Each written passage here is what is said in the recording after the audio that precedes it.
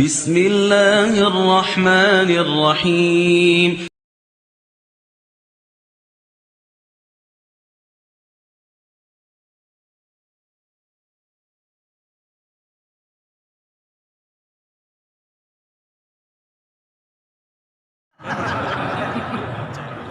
bendera merah putih dan bendera Muhammadiyah itu selalu ada di mimbar ini. Kalau tahu aja. Khusus kadang aja. Ini saya nggak boleh lama-lama ya.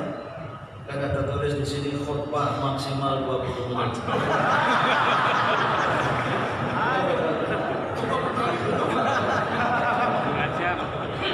Saya pamit pulang kepada beliau. Dan beliau tahu, sang profesor itu, saya aktivis Muhammadiyah. Dan tahu Muhammadiyah didukung oleh jutaan manusia di Indonesia ini. Maka beliau bertanya kepada saya waktu saya pamitan dalam bahasa Inggris, what did bring so many people joining Muhammadiyah in Indonesia? Ini kalau dipakai jangan gak usah diterjemahkan ya.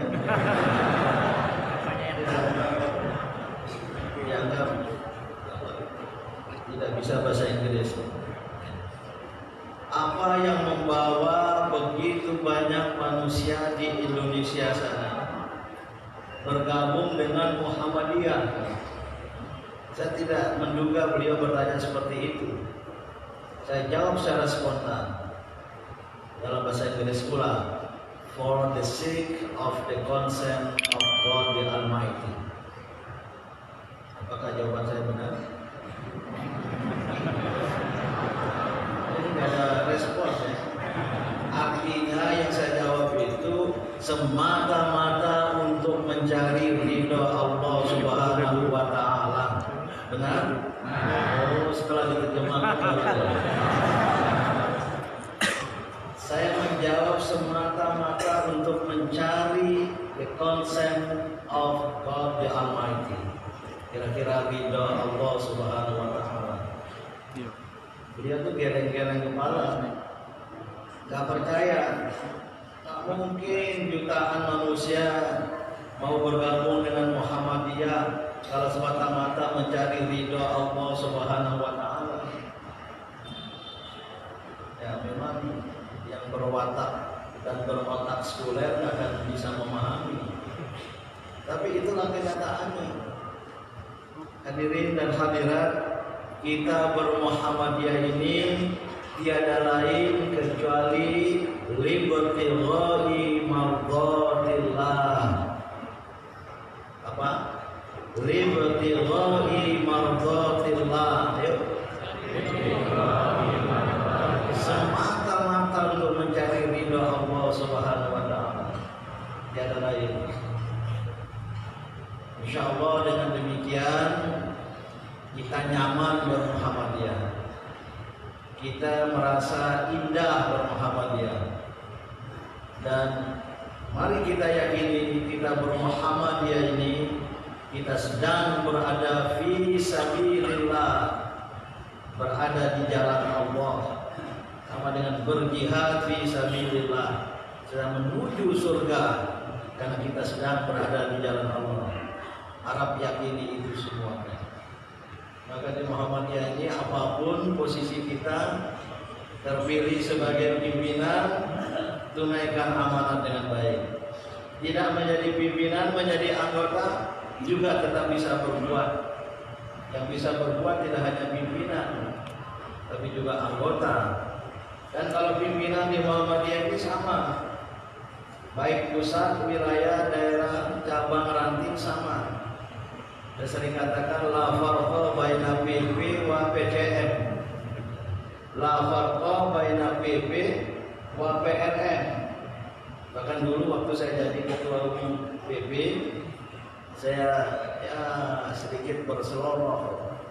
Sebenarnya yang paling penting di Muhammadiyah itu ranting dan cabang. Karena yang paling duluan masuk surga itu pimpinan ranting. Baru pimpinan cabang. PDM, mohon maaf, ada PDM itu belakangan masuk surga. Apalagi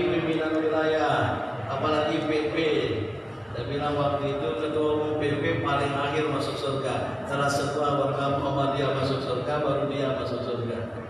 Karena ranting dan cabang berhadapan dengan anggota, berhadapan dengan jamaah.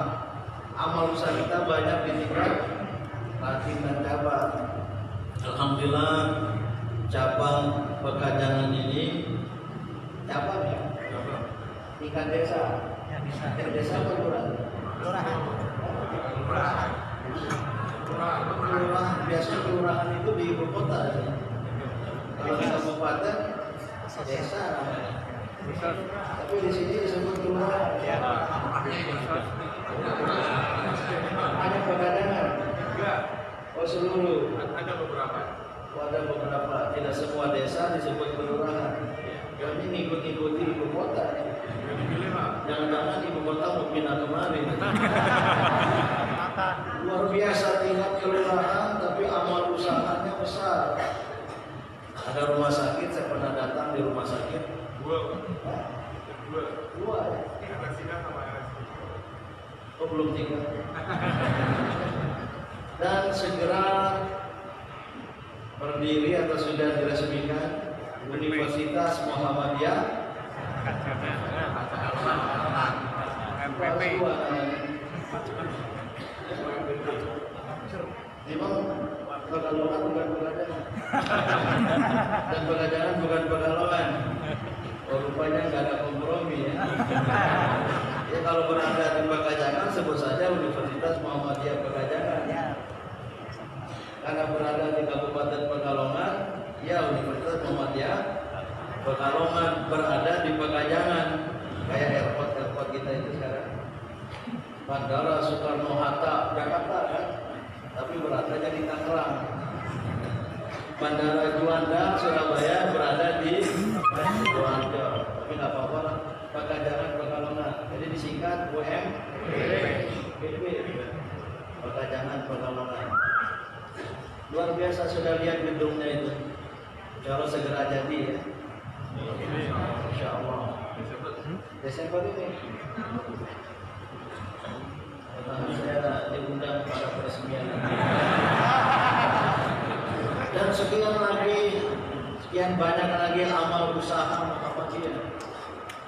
Dan inilah Muhammadiyah kita menjadi gerakan amal, gerakan aksi. Wah, iman tidak cukup di dalam dada, iman tidak cukup di dalam hati, tapi iman yang kita jemakan dalam amal perbuatan nyata. Alladzina amanu wa amilus sholihat.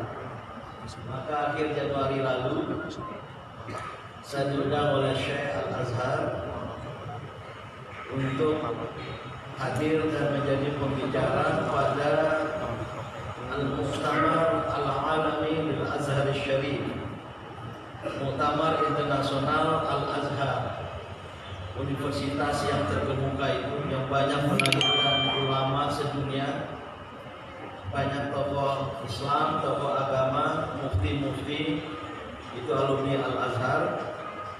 Al-Azhar mengadakan sebuah konferensi bertemakan Tajdid Al-Fikril Islami, pembaruan pemikiran Islam. Saya merasa mendapat kehormatan diundang oleh Syekh Al-Azhar, karena beliau memang pernah saya undang tahun 2018 untuk menjadi pembicara utama di konferensi ulama dan cendekiawan muslim sedunia tentang wasatiyah Islam di Bogor. Itu saya mendapat amanat sebagai utusan khusus Presiden untuk dialog dan kerjasama antar agama dan peradaban. Karena dalam Kepres kepada saya, butir 3-nya mengembangkan Islam wasatiyah ke dunia. Jadi belum pernah ada Kepres ada istilah Arab itu. Mengembangkan Islam wasatiyah dalam kurung berdasarkan prinsip rahmatan lil alamin. Baru kali itu ada keputusan Presiden pakai istilah Arab. Maka sebelum saya kembangkan ke dunia, saya ingin ada kesepakatan para ulama, para cendekiawan muslim tentang istilah tepatnya wasatiyah Islam. Karena Presiden Jokowi selalu kalau saya bertemu, Prof, apakah Syekh Al-Azhar bisa datang? Insya Allah. Ketemu lagi, ya lagi itu terus sampai ketiga, keempat, kelima kali. Wah, ini nggak tahu nih, beliau ini ngefans sama Syekh Al-Azhar. Karena Syekh Al-Azhar ini protokolernya setingkat presiden atau perdana menteri, maka undangannya harus dari presiden. Maka saya antar undangan presiden ke Al-Azhar sana itu. Dan alhamdulillah datang. Dan beliau menyampaikan pidato pembukaan. Di pembukaan itu kami bertiga saja, duduk di depan, presiden di tengah, sebelah kirinya Syekh Al-Azhar, sebelah kanannya saya. Dan Syekh Al-Azhar menyampaikan pidato yang sangat bagus sekali. Salah satu poinnya, Pancasila itu mengandung nilai-nilai Islami. Nah sekarang beliau datang lagi, mengundang saya ke Al-Azhar. Tentu saya merasa mendapat kehormatan. Ketua ranting Muhammadiyah yang diundang. Ketua cabang Pekalongan aja nggak diundang. Dan diminta berbicara. Wah, sampai kehormatan. Diminta berbicara dalam bahasa Arab, topiknya saya ingat Daur al-Muassasat al-Ma'niyah fi Tajdid al-Fikr Islami. Saya tanya, saya ini agak sensi loh. Kalau sudah datang minum, pertanda saya jangan panjang-panjang.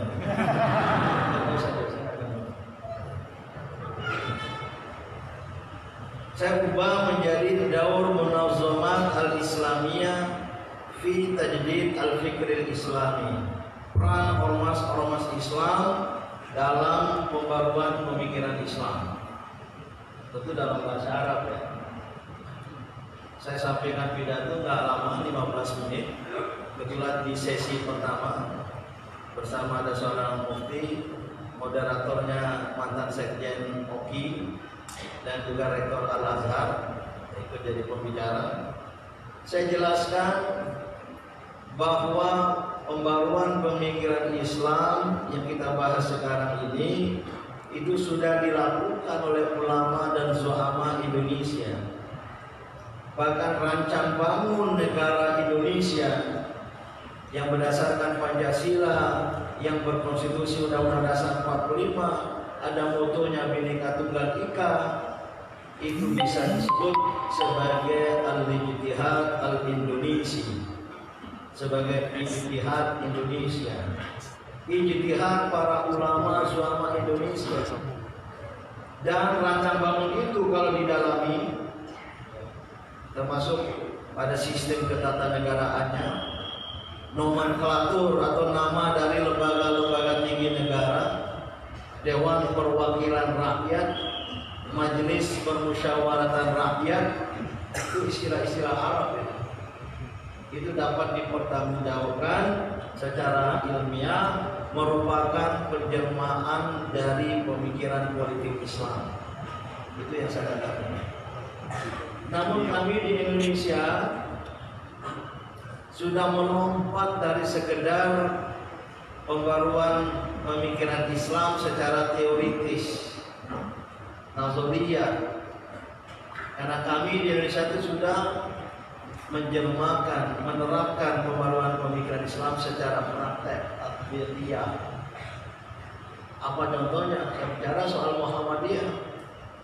Wah, kalau saya sampaikan di luar negeri, di forum internasional, Muhammadiyah ini punya sekolah sekian belas ribu, universitas perguruan tingginya waktu itu 174 saya bilang ya. Saya lupa yang ke 175-nya UMPP ini. Belum masuk ya. Baru 174. Rumah sakitnya sekian banyak, panti asuhan sekian banyak. Orang di luar negeri itu geleng-geleng kepala ya. Pernah dulu datang menteri dari Uni Eropa, PPP Muhammadiyah, saya jelaskan ya, amal usaha Muhammadiyah sekian banyak, itu geleng-geleng kepala. Tidak ada satupun organisasi di di dunia ini yang punya lembaga sebanyak Muhammadiyah. Semuanya milik organisasi. Ada organisasi lain boleh jadi punya lembaga banyak, punya sekolah banyak, tapi bukan milik organisasi, milik yayasan di bawahnya. Maka Pak JK itu saya dengar langsung tahun 2010 ya. Saya hadiri pembukaan Muktamar NU di Makassar. Malamnya beliau ngundang makan tokoh NU, tokoh Muhammadiyah yang hadir, ada juga tokoh-tokoh lain.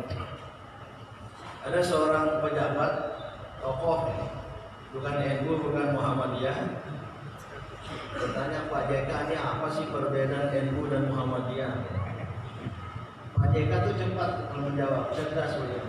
Alah, ini kayak perusahaan. Kalau NU itu franchise, kalau Muhammadiyah itu holding company. Jadi holding company semuanya milik organisasi. Kalau franchise milik masing-masing, walaupun mengacu ke ya ideologi yang sama. Betul juga ya. Kita ini holding company, NU katanya franchise gitu. Nah, saya sampaikan di Al-Azhar, kita ini sudah melompat ke arah penerapan dari pembaruan Islam itu. Tidak lagi bicara tajdid al-fikr al-islami, pembaruan pemikir Islam ala mustawa an-nazariyah, yaitu teoritis, tapi sudah menjadi praktek. Ini kekuatan Muhammadiyah, menjadi gerakan aksi, menjadi gerakan amal. Nah, Bapak Ibu dan saudara-saudara, saya tadi tertarik dengan ayat yang dibawakan oleh Kholik. Masya Allah, suaranya bagus sekali, merdu, tinggi. Ini dari pengajaran. Orang pengajaran pintar-pintar aja. Alhamdulillah. Silakan Pak tadi.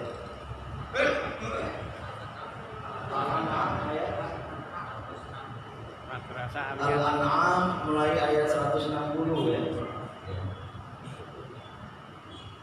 Ayat pertama yang berbunyi itu doa Nabi Ibrahim alaihissalam. Kalau tidak salah.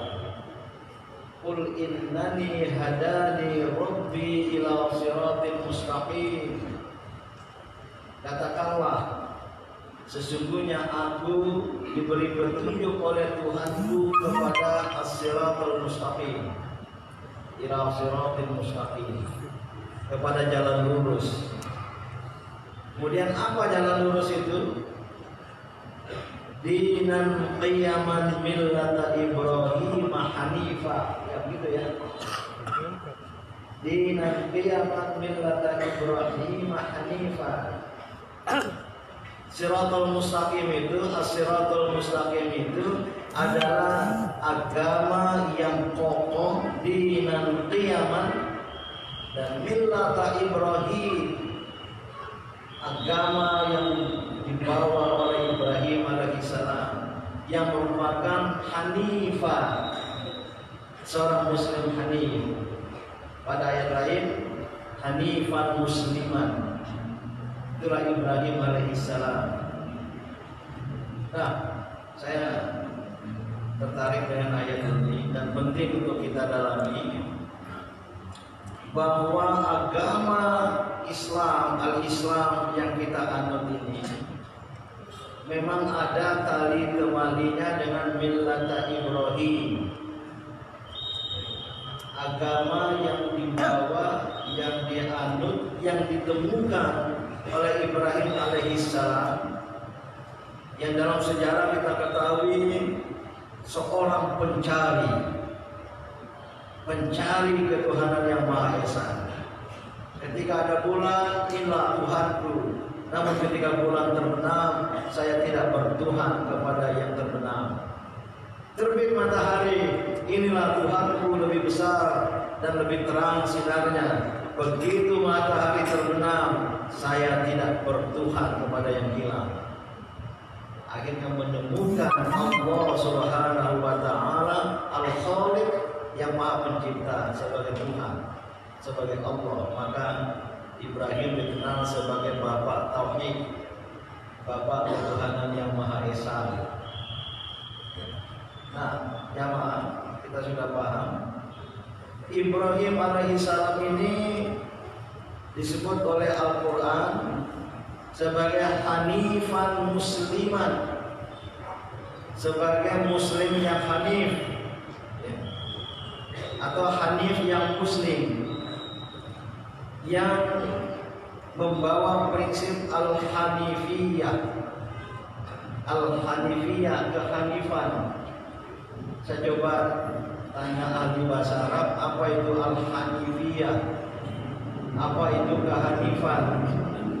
Ternyata penjelasan sederhananya berpegang teguh kepada kebenaran dan tidak belok-belok. Selama kita yakin kepada suatu kebenaran, al-Islam sebagai suatu kebenaran, at-tauhid sebagai suatu kebenaran, kita tidak berkompromi dengan siapapun. Kita tidak membelok-belok, kita tidak tergoda, terpengaruh oleh ujian dan cobaan apapun untuk sesekali berpaling dari kehanifan ini, dari kebenaran ini. Kira-kira itu yang hanif. Maka seorang muslim ini harus menjadi muslim yang hanif, hanifan musliman. Saya pernah sampaikan di depan majelis tarjih dan kajian PBI Muhammadiyah, kalau doa iftitah yang ditentukan oleh majelis tarjih, karena hadisnya yang paling arjah, yang paling rojih, itu kan Allahumma ma'in baini dan seterusnya. Itu yang mungkin banyak dihafal ya. Tapi yang wajah wajah dari fataras samawati wal ard itu boleh juga. Cuma dalam himpunan pesantren itu seperti nomor 2 ya. Boleh, tidak dilarang. Karena ada versi menurut hadis-hadis yang ada ya. Dan terus terang, saya pribadi itu lebih sering pakai yang wajah wajah. Sesekali yang Allahumma ba'id baini. Allahumma ba'id baini artinya bagus ya. Ya Allah, jauhkanlah aku dari dosa-dosaku dan seterusnya. Ya, kadang-kadang saya pakai itu juga. Allahumma ba'id baini, terutama jika merasa banyak dosa. Tapi saya sering dan senang yang wajah wajah. Yang boleh juga oleh majelis tarjih, tapi panjang itu. Ya, tidak sampai wa ana minal muslimin. Kenapa? Pertama karena disebut oleh Al-Quran dalam ayat tadi ya. Apa tadi? Al-A'raf ya? Al-An'am ya? Al-An'am disebut oleh Al-Quran. Yang kedua, kenapa saya suka doa iftitah ini? Sesekali saya baca karena menyatakan komitmen Nabi Ibrahim alaihissalam, hanifan musliman, wajjahtu wajhiya lillati fataras samawati wal ard hanifan musliman wa ma ana minal musyrikin, seperti dalam ayat tadi. Kemudian ada wajjahtu wajhiya inna sholati wa nusuki wa mahyaya. Saya baca itu juga ada dalam kelanjutan ayat tadi.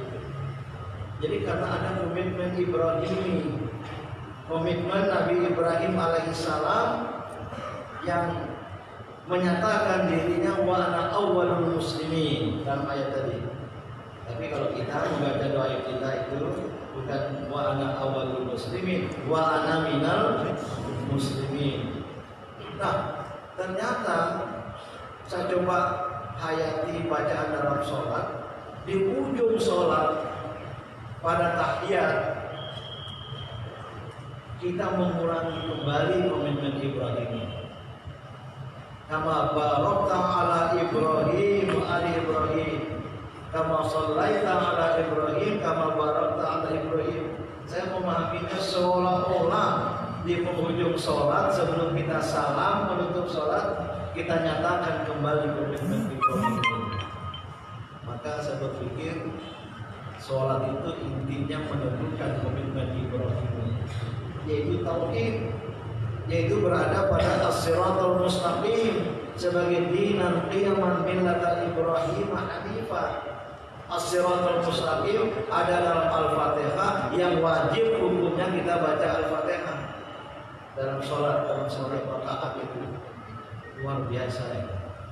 Jadi kira-kira ibadat mahdoh, salah satu ibadat mahdoh dalam Islam namanya sholat, antara lain menegaskan kepada kita, menganjurkan kepada kita agar kita tetap pada komitmen Ibrahim yang tiada lain as-siratal mustaqim.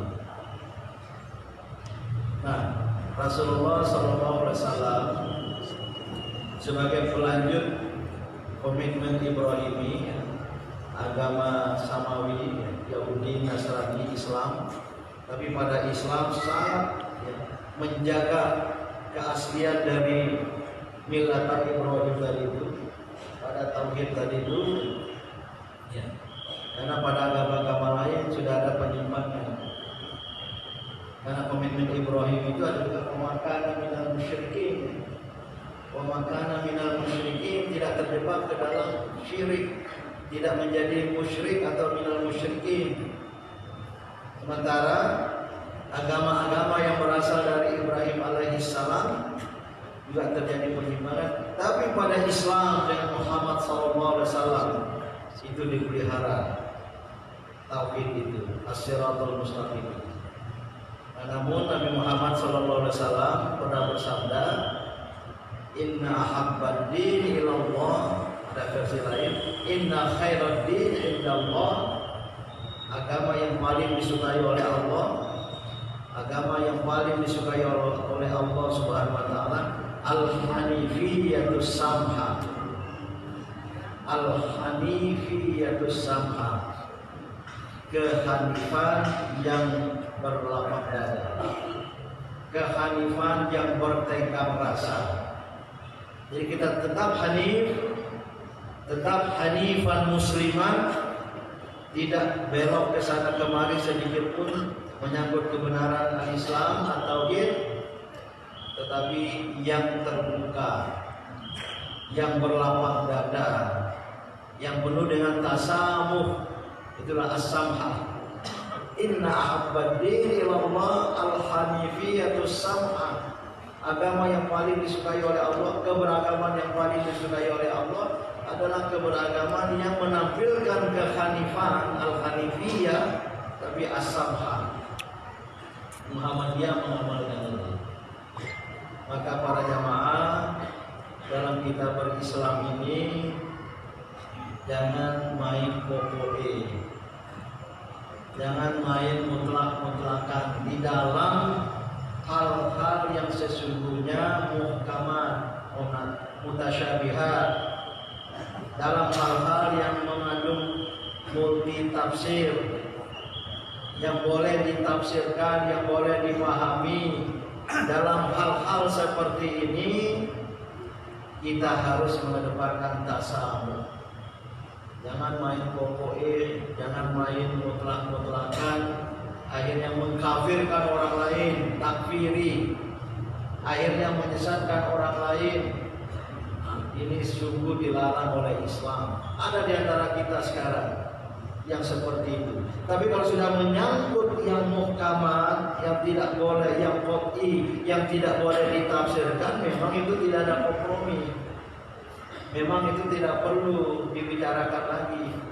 Tapi kalau masih bersifat khilafiyah, masih bersifat furu'iyah, masih bersifat bisa ditafsirkan ijtihadiyah, itu wilayah tasamuh, wilayah toleransi.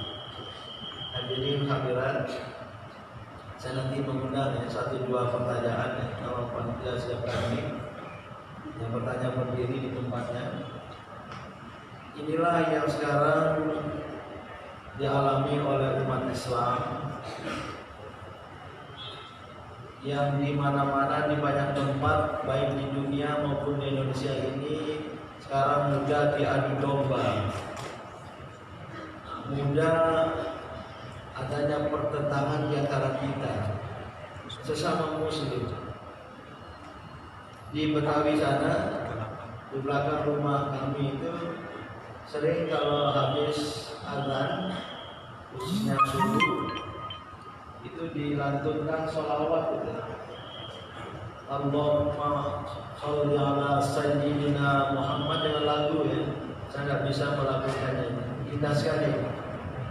Allahumma sholli ala sayyidina Muhammad. Ini kata pakai sayyidina bukan di Masjid Muhammadiyah ya. Apa kelanjutannya? Wa ashghiliz zalimina bizzalimin. Ya Allah, sibukkanlah ashghil. Jadi kalau masyhur itu ashghil. Ashghiliz zalimina bizzalimin. Sibukkanlah orang-orang zalim itu untuk berantem sesama mereka. Wa akhrijna min bainihim salimin. Maka keluarkanlah kami dari cengkeraman orang-orang zalim itu dengan selamat. Ini sholawat di Betawi. Nggak tahu di Pekalongan Pegadaian ada yang baca itu? Ada ya? Dilantunkan indah sekali. Ada yang bisa melantunkannya? Allahumma sholli ala sayyidina Muhammad wa ashghiliz zalimina bil zalimin wa akhrijna min bainihim salimin. Karena artinya seperti itu tadi, ini kelihatannya doa politik ini. Saya minta diselidiki siapa yang menciptakan, karena nggak ada hadisnya sholawat ini. Ghairu maksud, tidak ada berdasarkan hadis. Ternyata katanya diciptakan oleh Kiai Haji Abdullah Syafi'i, ya, ulama besar Betawi, ya. Bapaknya Profesor Indi Alawiyah almarhumah. Beliau itu tokoh Masyumi Asy-Syafi'iyah. Jadi mungkin zaman Masyumi dulu umat Islam dianiaya, ditekan oleh orang-orang zalim. Ya, suasana itu. Kalau di antara lebih senior dari saya mungkin mengalami zaman Masyumi dulu. Maka berdoalah kepada Allah, wa ashghiliz zalimina bil zalimin wa akhrijna min bainihim salimin. Sibukkanlah orang-orang zalim, orang-orang yang aniaya itu untuk berantem sesama mereka, dan keluarkanlah kami dari cengkeraman mereka. Bagus sekali. Tapi kalau saya dengar selawat ini sekarang, hati saya miris. Bahasa Jawanya miris ya. Sedih. Kenapa? Karena kenyataan di lapangan, kenyataan di bawah, seolah-olah sholawat orang lain yang makbul. Seolah-olah, tapi orang lain nggak berselawat. Orang lain nggak punya sholawat. Orang-orang zalim itu nggak punya sholawat. Tapi seolah-olah doa mereka yang makbul menjadi kenyataan. Mungkin bunyinya begini: Wa ashghilil muslimina bil muslimin wa akhrijna min bainihim salimin. Ya Allah, sibukkanlah orang-orang Islam itu untuk berantem sesama mereka, dan keluarkanlah kami dari cengkeraman orang Islam. Bebaskanlah kami dari kekuatan dan kewibawaan umat Islam itu. Inilah yang menjadi kenyataan sekarang. Kita diadu domba, kita berantem sesama kita. Hanya masalah-masalah kecil, kemudian sesama umat Islam berkelahi. Jangan-jangan orang lain yang tidak suka, orang lain yang sengaja untuk mengadu domba di antara kita, terutama antara NU dan Muhammadiyah. Saya yakin betul itu. Maka ya para petinggi organisasi ini sebenarnya harus hati-hati berbicara. Harus yang mendamaikan, harus yang menyatukan. Tapi kalau sudah kemudian menebar dan menyebar kebencian terhadap kelompok lain, inilah pemicu dari konflik demi konflik yang terjadi di kalangan umat Islam. Maka warga Muhammadiyah, kita harus berpegang kepada al-hanifiyatus sam'ah, kehanifan yang berlapang dada, yang bertegang rasa. Kalau ada datang orang lain, kelompok lain mencoba mengajak berdebat, ya, boleh layani, Tapi kalau seandainya tidak bisa sepakat, terapkanlah prinsip. Kalau terhadap berbeda agama, lakum dinukum waliyadin, bagimu agamamu, bagiku agamaku, sesama muslim kira-kira berlakulah ungkapan lakum rohyukum waliyadin, bagimu pendapatmu, bagiku pendapatku, wa nahnu ikhwan, tapi kita bersaudara. Bisa nggak seperti itu? Saya kampung dengan Pegajangan, ada tetangga desa juga ya, luaran, sama-sama berwira swasta. Mungkin berbeda kalau masjid sini tarawihnya 8 rakaat, 11 dengan witir, betul ya? Enggak berubah. Mungkin di masjid sana beda ya. Enggak apa-apa. Lakum ra'yukum walirra'i, sama-sama punya alasan, sama-sama punya dalil. Walaupun ya bisa dipersoalkan, maksudnya dilihat kapan memulai puasa, kapan mengakhiri Ramadan, ya nggak bisa dipertemukan itu, nggak bisa dipertemukan, karena antara si ru'yat dan si hisab nggak akan bertemu. Hadisnya hampir sama. Hadisnya berbunyi sumu li ru'yati wa aftiru li ru'yati, itu awalnya sama, yang dipegang oleh NU pemerintah dan yang dipegang oleh Muhammadiyah, tapi ujungnya berbeda. Hadis yang satu berbunyi sumu li ru'yati wa aftiru li ru'yati li ru'yatihi, berpuasa dengan ru'yat, berbukalah di akhir puasa dengan ru'yat. Ujungnya wa in gumma alaikum fa akmilu iddata Sya'ban 30. Kalau tak terlihat maka sempurnakanlah bulan Sya'ban 30 hari istiqmal. Maka memulai Ramadannya boleh ditunda. Tapi hadis itu tentang memulai Ramadan, bukan mengakhiri Ramadan. Tapi hadis yang dipakai oleh Muhammadiyah berbeda. Kenapa? Menurut ulama Muhammadiyah, hadis yang wa akmilu iddata Sya'ban 30, kalau tidak terlihat hilal itu maka sempurnakanlah bulan Sya'ban 30 hari. Menurut ahli hadis, annya itu dua, an Abi Hurairah, yang kedua an Ibni Abbas. Sanadnya an Abi Hurairah itu baru masuk Islam tahun ke-9 Hijriah, sementara pensyariatan puasa pada tahun ke-2 Hijriah. Maka walaupun Abu Hurairah banyak meriwayatkan hadis, banyak membawa hadis, tapi khusus hadis tentang puasa ini, waktu disyariatkan puasa beliau belum masuk Islam. Ibnu Abbas waktu pensyariatan puasa masih bayi. Maka menurut ahli hadis, walaupun itu mereka berdua ahli hadis, perawi hadis sanad, tapi karena kait puasa, maka yang dipakai oleh Muhammadiyah majelis taklim kita, hadis yang sama, tapi annya itu berbeda. An Ibni Umar, dari Ibnu Umar, sama sumu li ru'yatihi wa afdiru li ru'yatihi. Ujungnya hadis Ibnu Umar ini berbunyi fa in humma alaikum faqdurulah. Kalau tidak kelihatan maka perhitungkanlah, perkirakanlah. Itulah hisab. Dan didukung oleh banyak ayat-ayat Al-Qur'an tentang hisab, termasuk di surat Yasin yang jarang dibaca oleh Muhammadiyah. Dalamnya ada ayat tentang hisab. Bapak Ibu, ini contoh. Jadi kalau ada umat Islam berpegang pada hadis pertama, monggo. Ada yang berpegang pada hadis kedua, monggo. Selama itu keyakinan, itulah lakum rohyukum wali rohyi wa nahnu ikhwan. Bagimu pendapatmu, bagiku pendapatku, tapi kita bersaudara. Gak usah menginfo-info kamu kafir, kamu sesat, seolah-olah dia ingin memonopoli surga. Dan jangan dia tidak masuk surga. Ini tasamuh. Bapak Ibu, ini sungguh diperlukan sekarang oleh umat Islam di dunia, di Indonesia. Kalau di luar negeri bunuh-bunuhan, saling bunuh-membunuh, di Suriah, di Yaman, di tempat-tempat lain.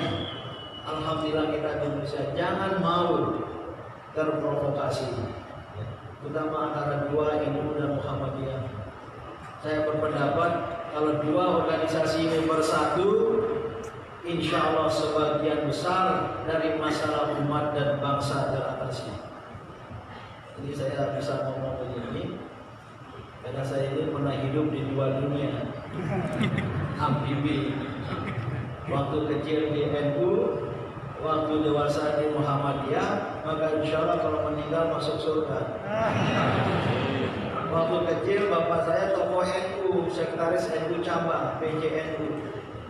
Maka saya disekolahkan di sekolah NU, SD NU, atau Madrasah Ibtidaiyah NU, Madrasah Thanawiyah NU. Waktu kelas 2 Thanawiyah dulu saya ketua pelajar, mengangkat ketua IPNU. Maka saya pernah menjadi ketua pimpinan cabang IPNU di Sumbawa. Kemudian ke Gontor, selesai Gontor ke YN Jakarta, saya memilih masuk IMM, Ikatan Mahasiswa Muhammadiyah. Jadilah pemuda Muhammadiyah, terpilih sebagai ketua umum Muhammadiyah. Dan kemudian beredar terakhir ini di website mana itu, Din Syamsuddin adalah hadiah NU untuk Muhammadiyah. Tapi di barat sudah tulisan lain, Din Syamsuddin memilih Muhammadiyah setelah berijtihad. Maka kemarin waktu Gus Solah meninggal, ya, saya baru bisa datang malam ke-7 karena waktu meninggal saya di luar negeri gitu.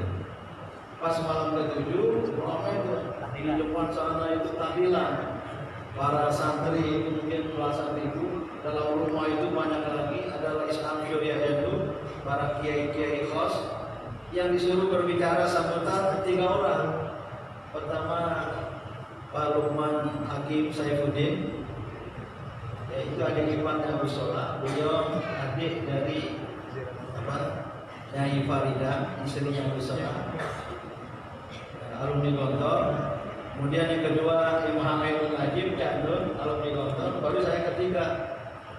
Nah, Cak Nun ini kan suka nyelekit ya. Orang Jombang, udah selesai di Gontor, akhirnya masuk SMA Muhammadiyah 2 Yogyakarta.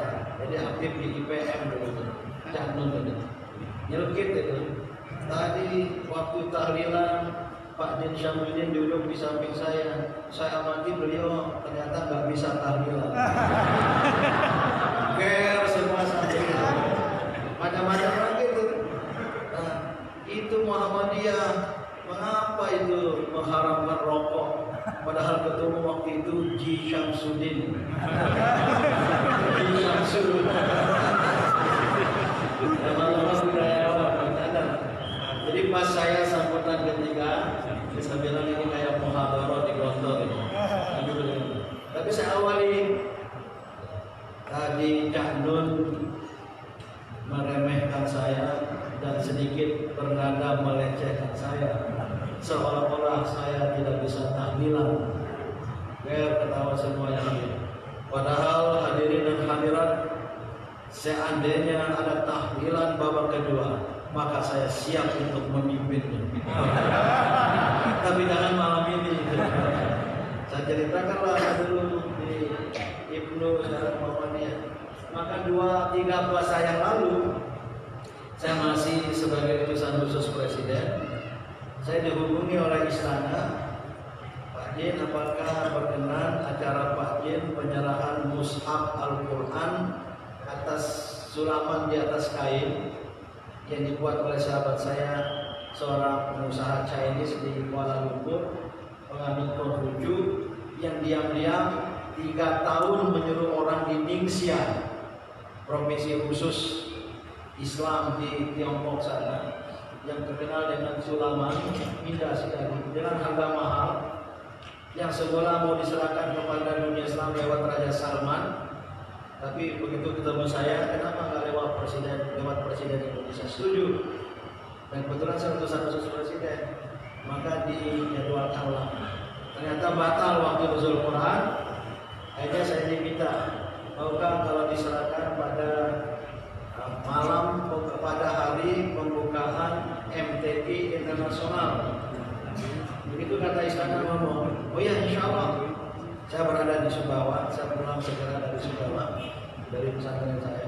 Ternyata acara sore itu sore. Saya pikir acara Kementerian Agama, yaitu pembukaan musabaqah tilawatil Quran internasional. Ternyata acara Jumiatul Qura wal Mufras PBNU. Maka penuh kiai-kiai, banyak bersarung dan bersandal. Dan ternyata setelah akhir sirat diminta sambutan. Biasa kalau sudah asyik lupa waktu. Sebentar lagi akan saya akhiri. Ya, akhir sirat itu suka usil juga itu. Al-Mukarram Bapak Presiden, Al-Mukarram Gus Din Syamsuddin, mantan Ketua Ibnu Cabang Bima seperti bahwa selesai beliau, saya diminta sambutan dan dibilang terlebih dahulu.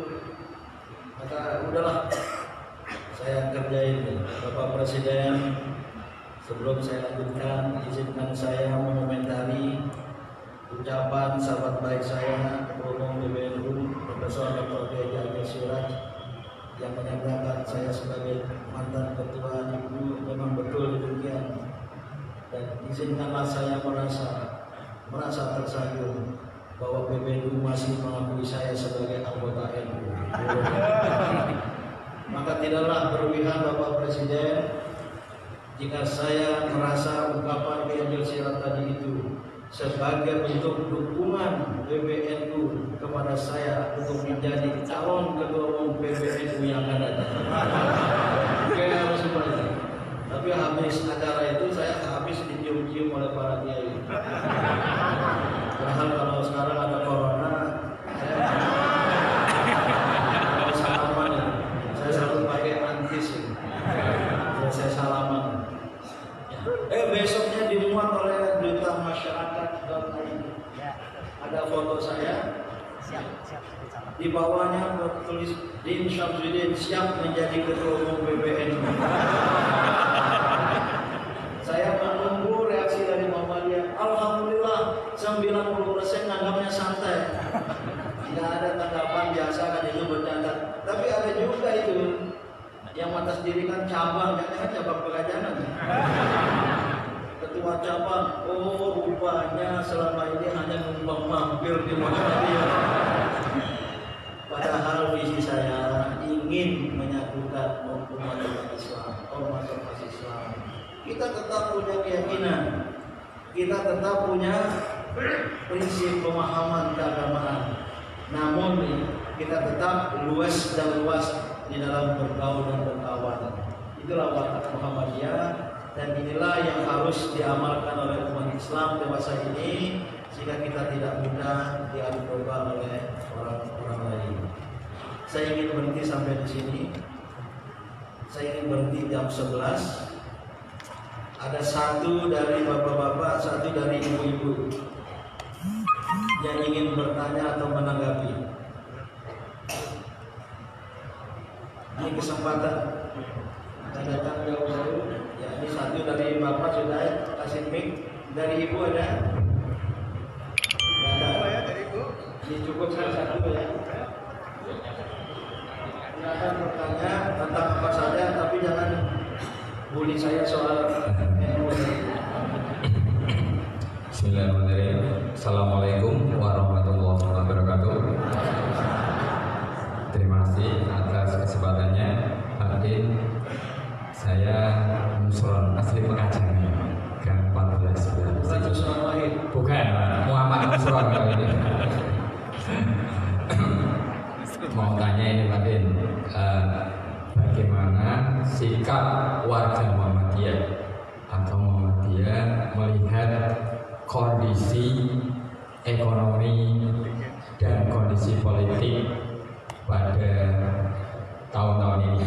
Karena kita melihat akhir-akhir ini, semalam saja kami mau belanja luar biasa Raden, susah, dan harus dibatasi sampai 3 atau 5 kilo saja. Padahal buat ini kami kan tiap hari buat karyawan, jadi harus bikin teh terus ini Pak Den biar enggak loyo gitu.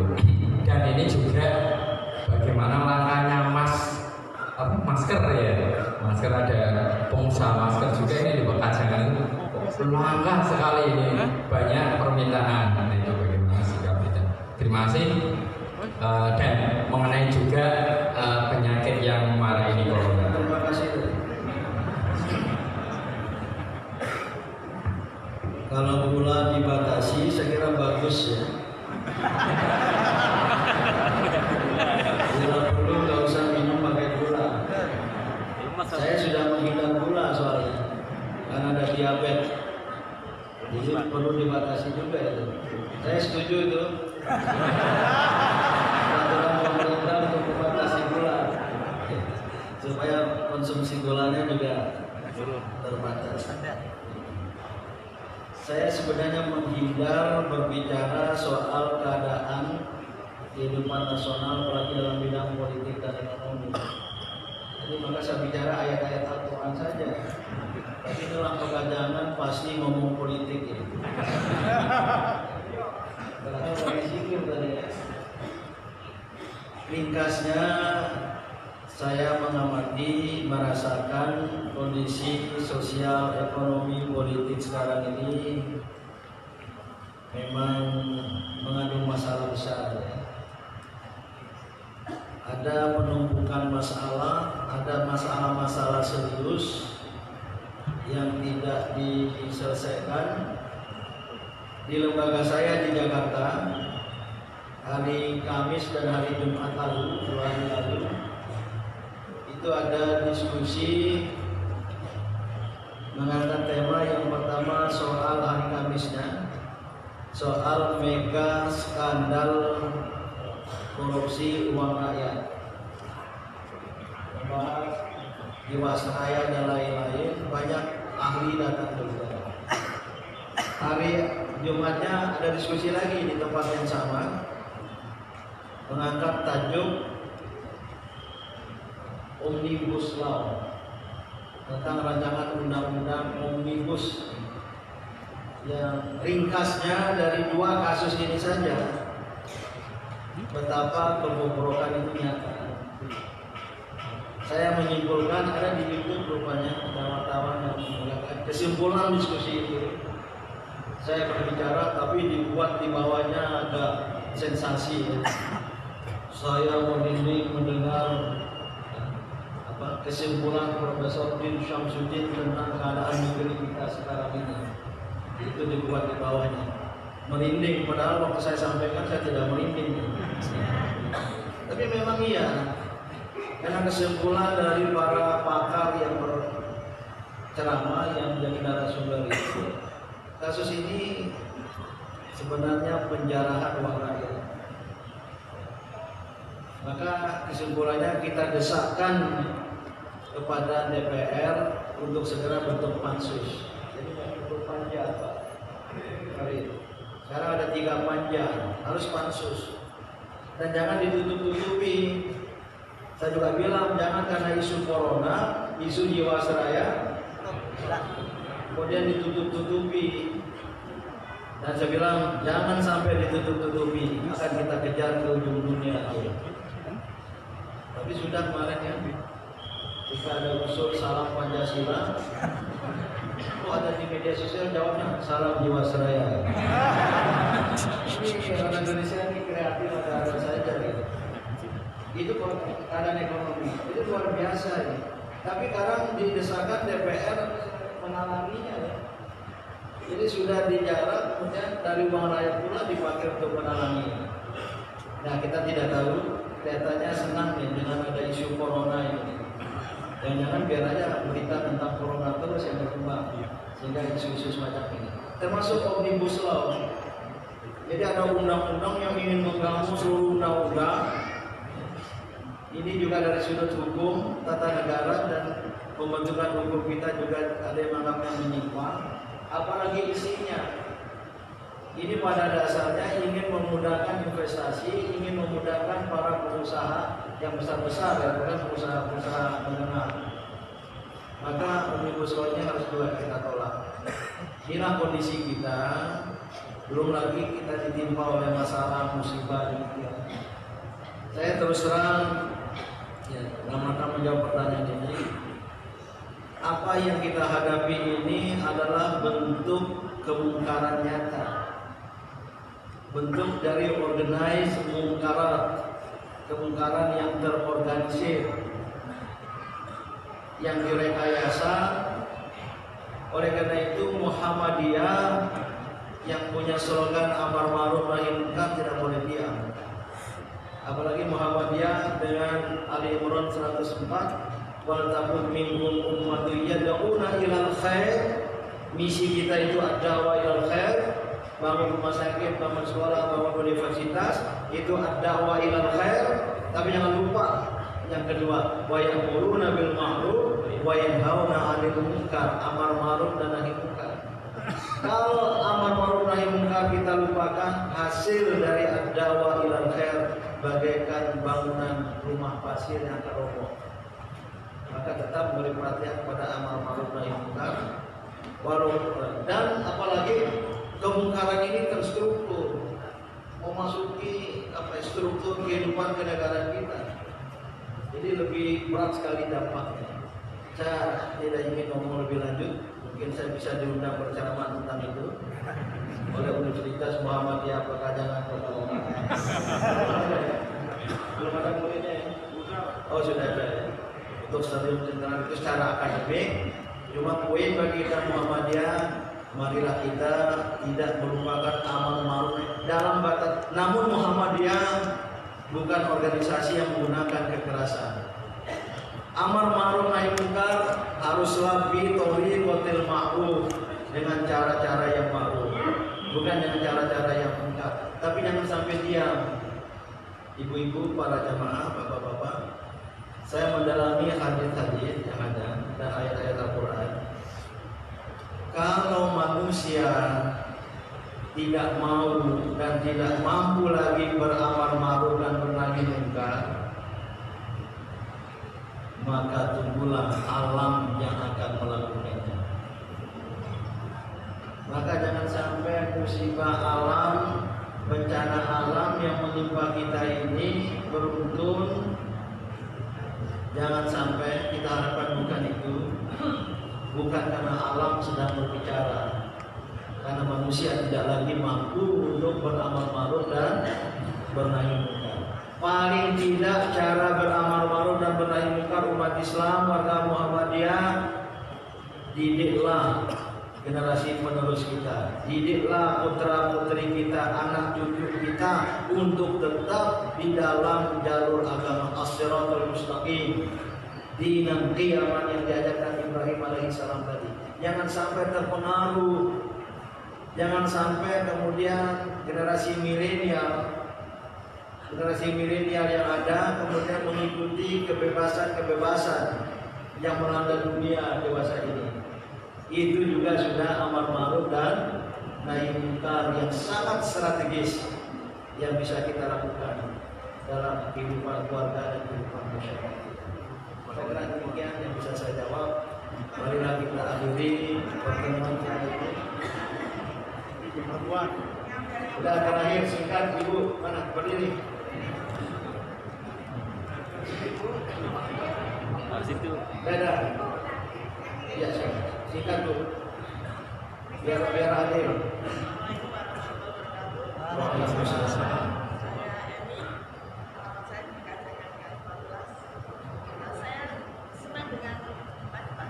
Rumah ibu di sebelah sini. Oh, hanya pemerintah rumah ya, bukan undangan untuk mampir. Rumah saya jelek Pak. Ya. Saya senang tadi Pak Ben ingin mempersatukan antara Muhammadiyah. Teman saya juga seperti itu Pak Den. Yang satu menjadi imam, yang satu menjadi khotib. Tapi akhirnya lama-lama hilang gitu Pak Den. Gimana Pak Den? Persatuan NU dan Muhammadiyah dan ormas-ormas Islam masalah itu. Watak Muhammadiyah kita ini harus mempersatukan. Tapi kita tidak kehilangan jati diri. Kita tidak kehilangan identitas sebagai Muhammadiyah. Saya betul-betul masuk Muhammadiyah, memilih Muhammadiyah setelah berpikir mendalam dengan segala alasannya, dan saya sangat bersepakat dengan paham Muhammadiyah. Paham Muhammadiyah kita ini pada intinya menjaga keseimbangan antara pemurnian dan pembaruan. Saya temukan bahasa Arab at-tawazun, keseimbangan bainat tajrid, pemurnian. Cuma tajrid ini hanya dalam bidang akidah dan ibadah mahdoh. Mujarrad hanya mencukupkan diri seperti yang dibawa diteladankan Rasulullah SAW, ini tajrid. Tapi buat tajrid dan pembaruan dalam bidang muamalah, dalam bidang kebudayaan, itu pemahaman keagamaan Muhammadiyah. Saya sangat yakin, saya sangat sepakat itu. Maka Muhammadiyah dalam bidang ibadah ya seperti diajarkan Rasulullah SAW. Tapi dalam bidang muamalah, sosial, ekonomi, politik, ini wilayah kebebasan, wilayah kreativitas. Nah, kembali kepada pertanyaan Ibu, suasana sekarang ini kalau ada yang madu domba kita, warga Muhammadiyah harus cerdas. Mohon maaf, kami tidak mau lihat domba. Tapi toleransi kita, apalagi terhadap beda agama, saya kembangkan dikit ya. Jangan kebablasan. Saya melihat ada kebablasan. Toleransi antar umat beragama, tapi kemudian buka puasanya di gereja. Ya.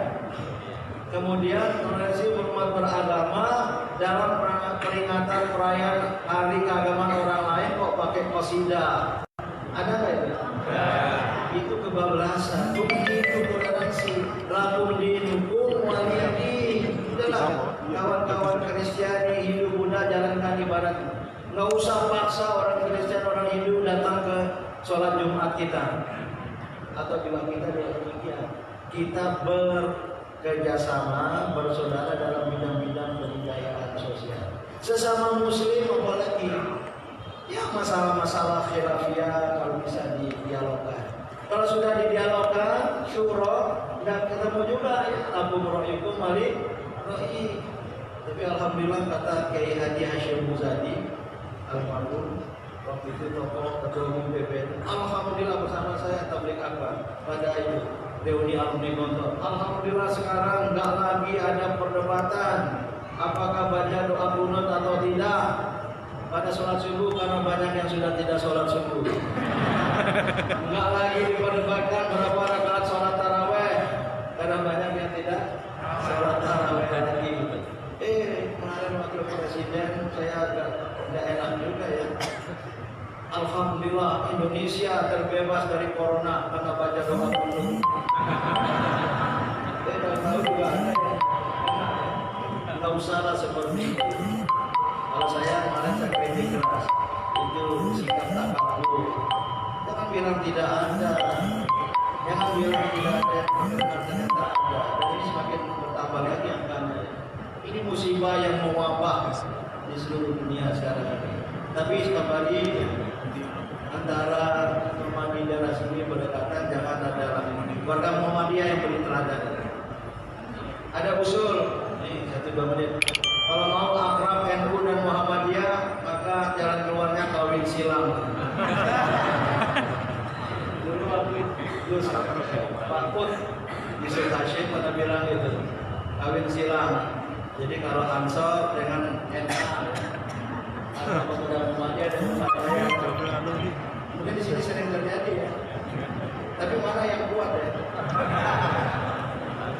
Ini ada seorang alumni Mesir, Aisyah, Muhammadiyah, kalau saya sebut nama. Ternyata suaminya itu alumni Mesir juga, mantan ketua NU Mesir. Terus saya tanya, Bang, itu suamimu tetap NU atau masuk Muhammadiyah? Alhamdulillah Bang, sekarang jadi anggota PDM. Wah, berarti wanita Muhammadiyah lebih kuat ya. prinsipnya suaminya pun dibawa ke Muhammadiyah ya. Saya kira itu yang dapat saya sampaikan, dan marilah kita berdoa kepada Allah Subhanahu wa taala untuk mengampuni dosa-dosa kita, memberi keselamatan bagi hidup kita di dunia dan di akhirat. A'udzu billahi minasyaitonir rajim. Bismillahirrahmanirrahim. Alhamdulillahirabbil alamin. Hamdan syakirin, hamdan na'imin, hamdan yuwafi ni'amahu wa yukafi'u mazidah. Ya Rabbana lakal hamdu kama yanbaghi li jalalikal karimi wa 'azimi sultanik. Rabbana zalamna anfusana wa in lam taghfir lana wa tarhamna lanakunanna minal khasirin. La ilaha illa anta subhanaka inni kuntu minadh dhalimin. Allahumma arinal haqqa haqqan warzuqna ittiba'ah wa arinal batila batila warzuqna ijtinabah. Rabbana hab lana min azwajina wa dhurriyyatina qurrata a'yun waj'alna lil muttaqina imama. Iyyaka na'budu wa iyyaka nasta'in. Ihdinas siratal mustaqim, siratal ladzina an'amta 'alaihim ghairil maghdubi 'alaihim waladdallin. Ya Allah, hanya pada Engkau kami beribadah, mengabdi kepadamu, dan hanya pada Engkau kami memohon pertolongan. Maka ya Allah, berilah kami jalan kebenaran, yaitu jalan orang-orang yang Engkau beri nikmat atas mereka, bukan jalan orang-orang yang Engkau murkai, bukan pula jalan orang-orang yang sesat. Rabbana atina fid dunya hasanah wa fil akhirati hasanah wa qina adzabannar. Walhamdulillahi rabbil alamin. Nasrun minallah fathun qarib. Wabillahi taufiq wal hidayah. Wassalamualaikum warahmatullahi wabarakatuh. Terima kasih sebesar-besarnya kami ucapkan kepada